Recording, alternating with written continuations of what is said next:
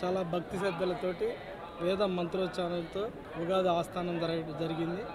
చాలా కనుల పండంగా ఆలయం మొత్తం కూడా ప్రాకారం చాలా సుందరంగా ఫ్లవర్స్ తోటి, పండ్లతోటి, అరటి ఆకులతోటి, అలానే మామిడి ఆకులతోటి అలంకరించడంతో కొత్త శోభానీయంగా టెంపుల్ వాతావరణం అంతా కూడా కనిపిస్తుంది. మీరందరూ చూస్తున్నారు.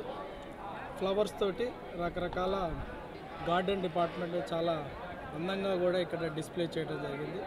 సో ఇది చాలా సాంప్రదాయంగా వస్తున్నా కానీ ఈరోజు చాలా కొత్త రకంగా చేశారు గార్డెన్ డిపార్ట్మెంట్ వాళ్ళు. అందరికి కూడా ఉగాది సందర్భంగా టీటీడీ శుభాకాంక్షలు తెలియజేస్తుంది. ఓం నమో వెంకటేష్.